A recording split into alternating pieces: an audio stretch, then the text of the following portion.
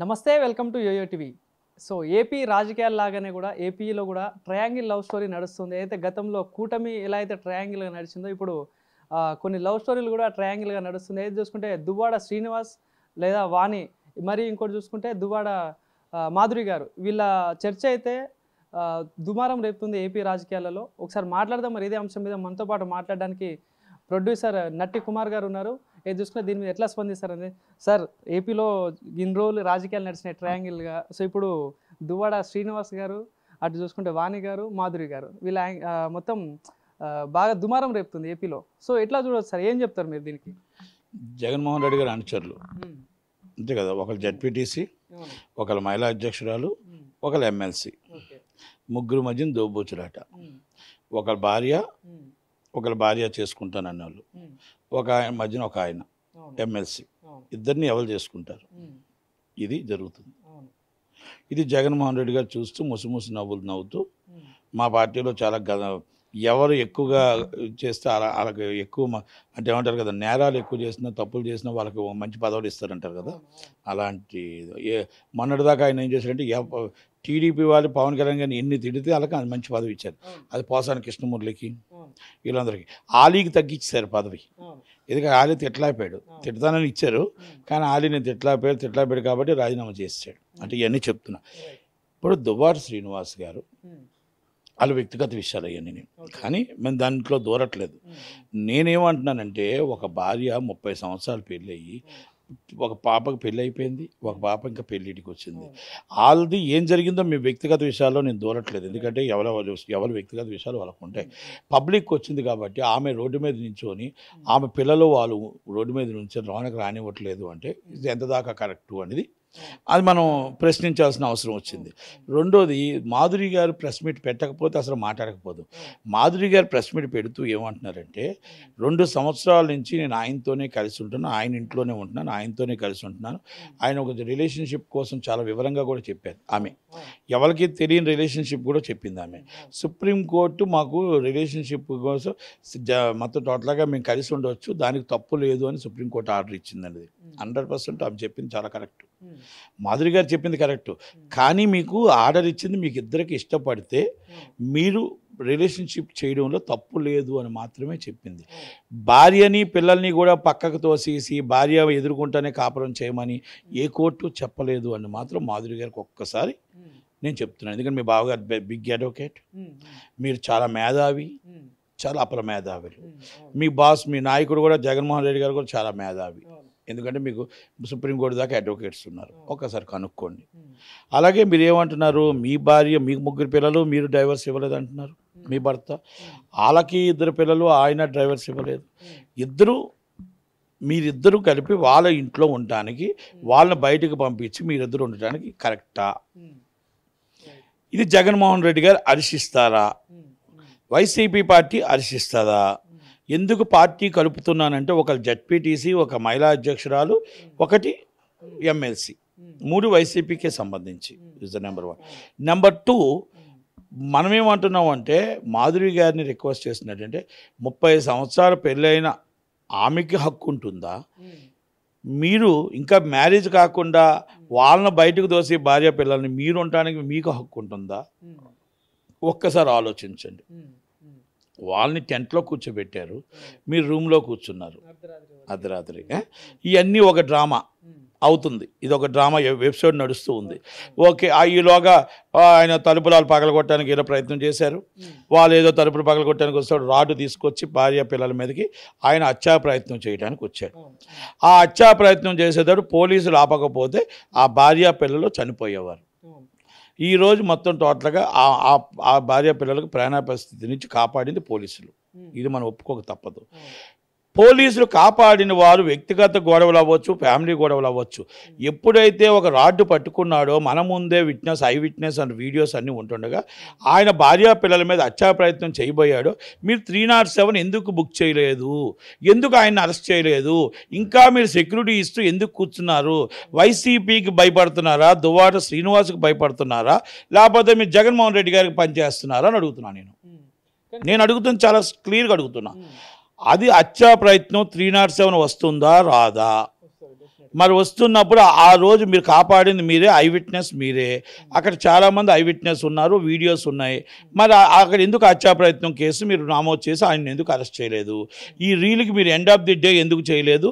ఇక్కడ అన్ని మంచి కార్యక్రమాలు జరుగుతుంటే ఆ కార్యక్రమాలన్నీ ఒక డైవర్షన్ చేయడం కోసం జగన్మోహన్ రెడ్డి గారు ఆడిన నాటకమేమో అని అనుకుంటున్నా. ఇది ఒకటి. రెండోది, మాధురి గారు నిన్న వెళ్తూ ఆమె డిప్రెషన్లోకి వెళ్ళిపోతూ, ఆమె డిప్రెషన్లో ఆమె ఆత్మహత్యా ప్రయత్నం చేసుకుందాం అనుకోవడంలో తప్పలేదు, ఆమె ఇష్టం, అది ఆమె వ్యక్తిగతం.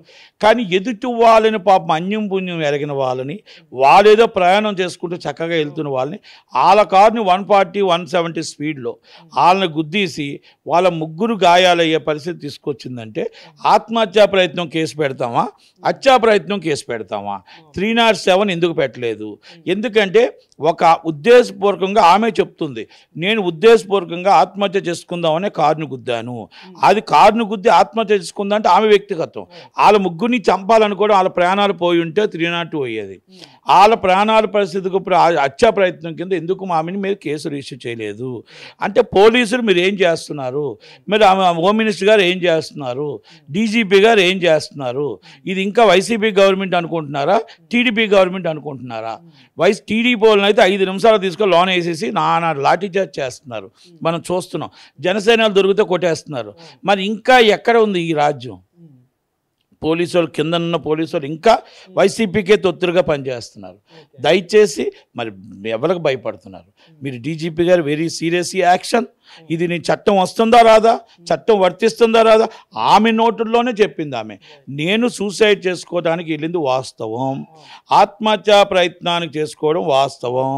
ఆత్మహత్యా ప్రయత్నం మీరు చేసుకుంటే మీ వ్యక్తిగతంగా మీ మీద కేసు రిజిస్టర్ అవుద్ది. కానీ ఎదుటి వాళ్ళని ముగ్గురిని చంపాలని చూసేటప్పుడు ఆత్మహత్యతో మీరు చచ్చిపోతాను అనుకోకుండా ముగ్గురిని చంపాలని ఏదైతే ప్రయత్నం చేశారో మీకు హత్యా ప్రయత్నం వస్తుంది. వాళ్ళు మీతో చచ్చిపోతానని చెప్పలేదే, వాళ్ళు మీతో ఆత్మహత్య చేసుకుంటానని చెప్పలేదు ఆ ముగ్గురు కారులో ఉన్నోళ్ళు. అలాంటప్పుడు మీరు హత్యా ప్రయత్నం కేసు ఎందుకు పెట్టలేదు? 307. ఆమె ఆ హెల్త్ బాగున్నాక ఇమ్మీడియట్ ముందు కేసు రిజిస్టర్ చేయండి, ఎఫ్ఐఆర్ చేయండి. చేసిన తర్వాత ఆమె మీద యాక్షన్ తీసుకోండి.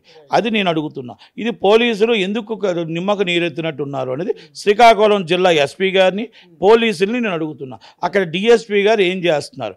ఇంకా వైసీపీకే మీరు సపోర్ట్ చేస్తూ కూర్చుంటారా? మీరు అక్కడ డ్రామాను తెరలేపుతారా? దువ్వాడ శ్రీనివాస్ గారిని అరెస్ట్ చేసి ఆ వాణి గారికి న్యాయం జరిపించరా? వాణి గారిది వాళ్ళ ఫ్యామిలీ ఇష్యూస్, కోర్టు ఇష్యూ. మీరు హత్యా ప్రయత్నం కేసు కింద దువ్వాడ శ్రీని గారిని ఎందుకు అరెస్ట్ చేయలేదు లా ప్రకారం? అలాగే మీరు మాధురి గారిని ఇమీడియట్లీ మీరు 307 ఎందుకు బుక్ చేయలేదని మాత్రం నేను పోలీసులను ప్రశ్నిస్తున్నాను. సార్, ఇంకోటి చూసుకుంటే అయితే ఇప్పుడు ఏదైతే ఇద్దరు భార్యల వ్యవహారం చూసుకున్నా గతంలో ఏదైతే ఎలక్షన్ టైంలో పవన్ కళ్యాణ్ గారిని కూడా ఇట్లనే ఏదైతే వైసీపీ వాళ్ళు కూడా విమర్శించడం జరిగింది. సో ఇప్పుడు వాళ్ళే పార్టీ నుండి వాళ్ళు చేస్తున్న వాళ్ళే కదా. సో మరి వీటి మీద కూడా ఎందుకు స్పందిస్తలేరంటే ఏం చెప్తారు? పవన్ కళ్యాణ్ గారి కాలు గోటికాడ పనికిరాలండి, కాలు గోటికి పనికిరాలి ఈ మొత్తం వైసీపీ వాళ్ళంతా. ఆయన నీతికి, నిజాయితీకి, ఆయన ఎథిక్స్కి, ఆయన ఆలోచనకి ఫస్ట్ వైపు నందిని గారి కోసం నాకు తెలుసు. వాళ్ళ ఫాదర్ చక్రధర్రావు గారు, వాళ్ళకి ఇద్దరికి ఇష్టం లేక వాళ్ళు అసలు పెళ్లి చేసుకున్నారే కానీ అసలు వెళ్ళలేదు. వాళ్ళకి ఇద్దరికి ఇష్టం లేక విడిపోయారు, డైవర్స్ చేసుకున్నారు. ఇద్దరికి ఇష్టం లేదు, అయిపోయింది అక్కడ. రెండో మ్యారేజ్ ఇష్టపడి చేసుకున్నారు. వాళ్ళకి అభిప్రాయ భేదాలు వచ్చాయి. ఇద్దరు పిల్లలు ఈరోజు ఆయనతోనే ఉన్నారు, చక్కగా హ్యాపీగా. ఈజ్ ద ఫ్రెండ్లీ నేచర్తో హ్యాపీగా డైవర్స్ తీసుకున్నారు. అంటే మంచిగా చెడ్డ రాకూడదు అని ఫ్రెండ్లీ నేచర్తో డైవర్స్ తీసుకున్నారు. ఇప్పుడు ఆమె మ్యారేజ్ చేసుకొని హ్యాపీగా ఆమె ఉంది కదా. మీకు ఎక్కడ ఆయన విలువలకి మీ విలువలకి ఎక్కడ? ఒక ఆమెకి డైవర్స్ ఇవ్వు, ఇంకొక ఆమెకి డైవర్స్ ఇవ్వు. చెల్లెలను వచ్చి అసభ్యకరంగా తిట్టిస్తావు జగన్మోహన్ రెడ్డి గారు, తల్లిని అసభ్యకరంగా తిట్టిస్తావు. ప్రపంచంలోనే దేవుడైన రాజశేఖర రెడ్డి గారి భార్యని ఎన్ని తిట్లు తిట్టించావు పెయిడ్ ఆర్టిస్టులతో. అలాగే మీ సొంత చెల్లిని అసలు ఎన్ని మాటలు అనిపించావు, ఎంత దరిద్రంగా మాట్లాడిచ్చారు పెయిడ్ ఆర్టిస్టులతో. ఇవన్నీ జనాలు చూస్తున్నారు కాబట్టే 151 నుంచి 11 సీట్లు ఇచ్చారు. కనుక ఆ 11 కూడా ఉండకుండా 100% భూస్థాపితం అయిపోతుంది మాత్రం చెప్పగలుగుతా. పార్టీ ఇలాగే వైసీపీ పార్టీ భూస్థాపితం. ఎందుకంటే ఆడవాళ్ళకి రక్షణ లేదు అక్కడ. ఆడవాళ్ళంటే వాళ్ళకి చులకన, అమ్మాయిలంటే చులకన, ఆంటీలంటే చులకన, వాళ్ళకి పెళ్ళి అయిన వాళ్ళంటే చులకన. ఆయన దగ్గరికి రానివాడు. ఆయన ముసుముసు నవ్వుతూనే మొత్తం టోటల్గా చెప్పింది వాళ్ళ అమ్మగారు పెద్దలు. ఎవరో భగవద్గీత పట్టుకొని చెప్పింది, అబద్ధం చెప్పదామే. 100% అబద్ధం చెప్పలేనట్టే మనం పెట్టుకొని భగవద్గీత పట్టుకొని జగన్మోహన్ రెడ్డి గారు ఇలాంటి ఆవిడతో ఎలా కాపురం చేస్తున్నా విడాకులు ఇచ్చి అమ్మా అని చెప్పారంట. అంటే ఎంత పెద్ద మాట. ఎంత అనుభవం, అది కాదు ఎంత పెద్ద మాట.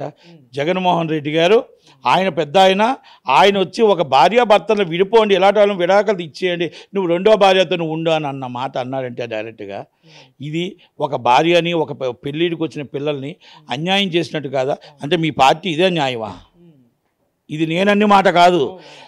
దువ్వాడ శ్రీనివాస్ గారు స్వయాన వాళ్ళ అమ్మగారు భగవద్గీత పట్టుకొని జగన్మోహన్ రెడ్డి గారి కోసం సత్యాలు చెప్పారు, అసత్యాలు చెప్పలేదు. ఇది సత్యం, జగన్మోహన్ రెడ్డి గారు చెప్పిన మాట అన్నారు. అంటే మీరు మీ పార్టీలో ఉన్నవారు భార్యలకు విడాకులు ఇచ్చి మీరు ఇంకో రెండో పెళ్లి చేసుకోండి అని మీరు ప్రోత్సహిస్తున్నారా?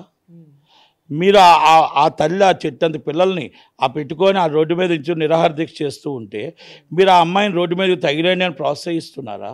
మీ దగ్గర ఎక్కడ మీ పార్టీ ఏం న్యాయం జరుగుతుందో ఆడపిల్లలకని నేను అడుగుతూ, మీకు అదృష్టం కొలది 2024 మీకు ఎలక్షన్లో ఓటు డిపాజిట్లు రాకుండా చేశారు. కానీ నిజంగా కానీ గెలిపించుంటే చట్టం తెచ్చేవారు. ఎన్ని పెళ్ళిళ్ళైనా చేసుకోవచ్చు అని చట్టం తెచ్చు. మీరా మాట్లాడేది పవన్ కళ్యాణ్ గారి కోసం, మీరా మాట్లాడేది పవన్ కళ్యాణ్ గారి విషయాల కోసం. అందుకే చెప్పాడు, నాకు 3 పెళ్ళిళ్ళు అన్నా 4వ పెళ్ళి నువ్వే జగన్మోహన్ రెడ్డి రా చేసుకుందాం. ఎప్పుడు చేసుకుంటావు నాతో నువ్వు పెళ్ళి అని అడిగాడు. ఎప్పుడు చేస్తావు కాపురం అని అడిగాడు, చంద్రబాబుని అడిగారు. మరి ఆ రోజు నుంచి కనబడకుండా పోయావు. మరి ఏమైంది జగన్మోహన్ రెడ్డి గారు? మీ పార్టీ వాళ్ళంతా కూడా ఇది ఒక అంబటి రాంబాబు గారు, ఒక అవంతి శ్రీనివాస్ గారు, ఒక విజయసాయిరెడ్డి గారు చరిత్ర ఉంది మీకు. అమ్మాయిల్ని మోసం చేయడంలో చరిత్ర ఉంది. వైసీపీ పార్టీకి ఒక చరిత్ర ఉంది. ఆ చరిత్రకి నాయకుడు మీరే. అది. సో మరి సార్ ఏదైతే చూసుకుంటే ఇప్పుడు ఉన్న ఏదైతే కూటమి ప్రభుత్వం వచ్చేసింది, సో మీ అనలైజ్ ప్రకారం సో ఏం చెప్తారు సార్? ఇప్పుడున్న పాలన ఎట్లా అనిపిస్తుంది మరి? ఏమండి 45 రోజులు అయింది, 50 రోజులు అయింది. పాలన కొంచెం జరుగుతూ ఉంటుంది. ముందు అమరావతి కట్టాలి, అమరావతి పూర్తవ్వాలి, పోలవరం పూర్తవ్వాలి, విశాఖపట్నం డెవలప్ అవ్వాలి, మొత్తం టోటల్గా పరిశ్రమలు రావాలి, డెవలపింగ్ అవ్వాలి, మొత్తం గోదావరి పూర్తవ్వాలి, ఇవన్నీ అవ్వాలి. మొత్తం టోటల్గా ఖజానా ఖాళీ చేశారు, 10 లక్షల కోట్లు అప్పులు తెచ్చిపెట్టారు. ఇవన్నీ జాగ్రత్తగా చూసుకొని 5 సంవత్సరాల్లో మనం అభివృద్ధి చేసుకోవాలి. ఇవన్నీ ఉన్నాయి. 18 గంటలు కష్టపడుతున్నాడు, 76 సంవత్సరాల వయసులో ఆయన 18 గంటలు కష్టపడుతున్నాడు. అది జగన్మోహన్ మన పవన్ కళ్యాణ్ గారు కష్టపడుతున్నారు, లోకేష్ గారు కష్టపడుతున్నారు, అందరూ అహోరాత్రులు కష్టపడుతున్నారు, ప్రజలు కూడా సహకరిస్తున్నారు. కనుక మనం అందరూ కూడా ఖజానా పెంచుకోవాలా, మొత్తం టోటల్గా ఇన్కమ్ పెంచుకోవాలా, మనకు పరిశ్రమలు రావాలా, మన పిల్లలు మన ముందు ఉద్యోగాలు చేసుకోవాలా, మన పిల్లలు మొత్తం టోటల్గా వీసాలు ఇక్కడ తీసుకోవాలి, ఎక్కడో పక్క రాష్ట్రంకి వెళ్ళకుండా అమెరికన్ ఎంబసీ నుంచి ప్రతి ఎంబసీ కూడా మనకు రావాలా, మన రాష్ట్రానికి రావాలా, మన పరిశ్రమలు రావాలా, డెవలప్ అవ్వాలి. అంటే చంద్రబాబు నాయుడు గారు చేస్తే టైం పడుతుంది. టైం టేకింగ్ 5 yearsలో అమరావతి పూర్తవుతుంది, పోలవరం పూర్తవుతుంది, విశాఖపట్నం ఆర్థిక రాజధానిగా డెవలప్ అవుతుంది, మొత్తం టోటల్గా సినీ హబ్గా కూడా తయారవుతుందని మనం చెప్పగలుగుతాం. Thank you sir. Thank you very much.